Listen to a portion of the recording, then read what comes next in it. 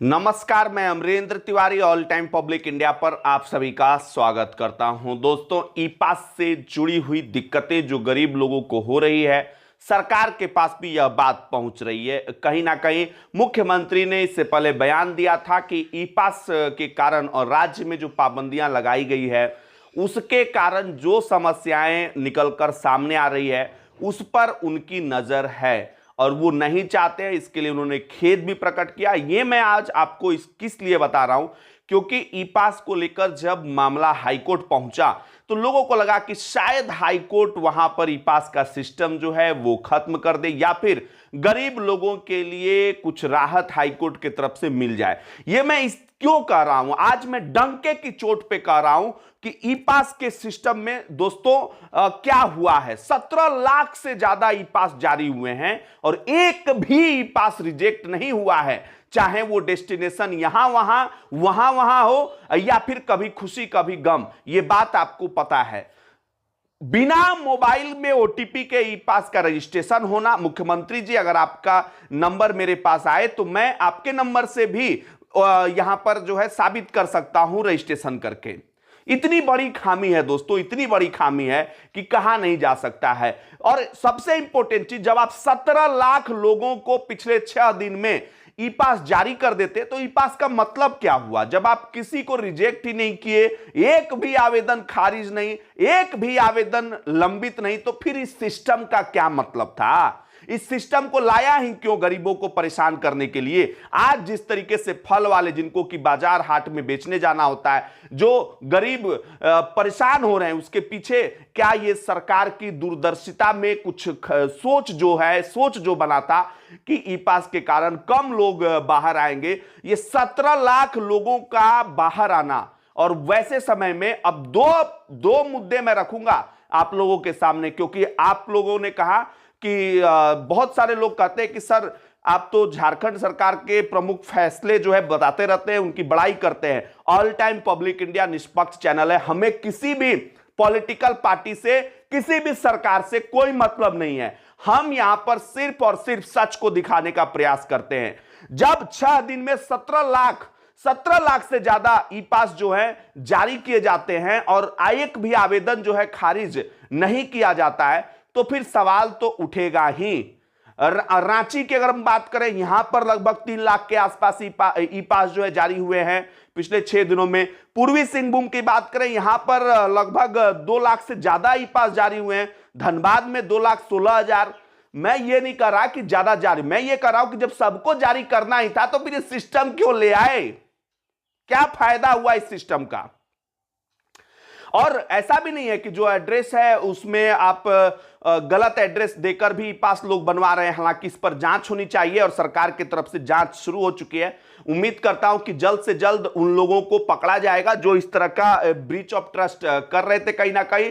और दूसरा सवाल सबसे अहम सवाल है, क्योंकि झारखंड की सरकार घिर चुकी है इस मसले पर। मैं कहूंगा जब झारखंड की सरकार अमृत वाहिनी ऐप को ही कोविड रजिस्ट्रेशन के लिए जो है जारी किया जाए, और यह उम्मीद लगाकर पहुंची है सुप्रीम कोर्ट। सुप्रीम कोर्ट में झारखंड की सरकार ने क्या पक्ष रखा है? एक याचिका दायर की गई जिसमें कहा गया है कि कोविड-19 के खिलाफ लड़ाई में टीकाकरण अभियान को समुचित रूप से समस्त नागरिकों को, जो 1 करोड़ से ज्यादा आबादी 18 से 45 वाली, उन तक टीका पहुंचाने के लिए जो पोर्टल है, जो ऐप है गवर्नमेंट ऑफ इंडिया का, कहीं ना कहीं कोविड का, उसमें कोविन पोर्टल को लेकर सवाल उठाया गया है कि जिसके पास स्मार्टफोन नहीं है, जिसके पास नेट कनेक्टिविटी नहीं है, उसका क्या होगा? यही सवाल अगर ई पास पर उठे झारखंड की सरकार तो फिर कैसा लगेगा? मुख्यमंत्री जी आप हमें बताइए। मुख्यमंत्री जी आप सब हालातों से वाकिफ हैं, आप खुद सभी हालातों से वाकिफ है कि जो है किस तरीके से गरीब आज पीड़ित हो रहा है ई पास के चक्कर में। बहुत सारे लोगों को नॉलेज नहीं है, बहुत सारे लोगों को ज्ञान नहीं है। निरक्षर तो कर दिया, साक्षर तो जो है सरकारें कर नहीं पाई झारखंड की जनता को पूरी तरीके से, और आज ई पास के झमेले में भी जनता जो है फंस रही है। तो एक तरफ जब आप खुद कह रहे हैं कि नेट कनेक्टिविटी, अशिक्षा और स्मार्टफोन नहीं होने के कारण जो है अमृत वाहिनी ऐप में जो है मौका मिलना चाहिए कोविड रजिस्ट्रेशन का, जहां पर निबंधन जो है ऑफलाइन भी रजिस्ट्रेशन हो सकता है। और दूसरी तरफ आप खुद ई पास का सिस्टम लागू कर रहे हैं सर, दूसरी तरफ आप खुद कह रहे हैं कि चलो ठीक है ई पास हम झारखंड में लागू कर रहे हैं, यहां पर भी तो नेट कनेक्टिविटी, अपना स्मार्टफोन और ये मसला है। आखिर इसका समाधान आपने पहले क्यों नहीं सोचा?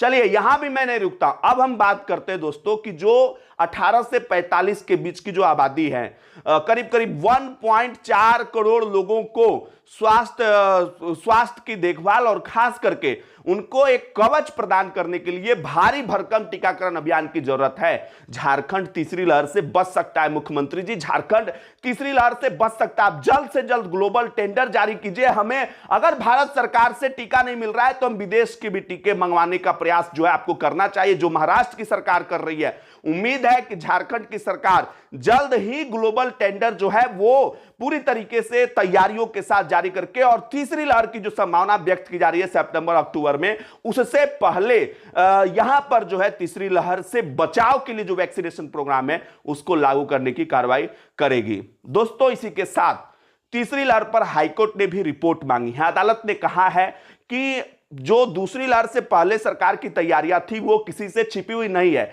इस बार ऐसा नहीं होना चाहिए। जस्टिस सुजीत नारायण प्रसाद और chief justice doctor Ravi Ranjan की अदालत ने सरकार से 1 सप्ताह में जवाब मांगा है और यह जवाब सरकार देने जा रही है। मौखिक में यह भी कहा अदालत ने कि दूसरी लहर से पहले जहां जहां कमियां थी उसको ठीक करने का प्रयास लगातार अदालत की तरफ से निर्देश के रूप में दिया जा रहा था, लेकिन फिर भी कुछ नहीं हुआ।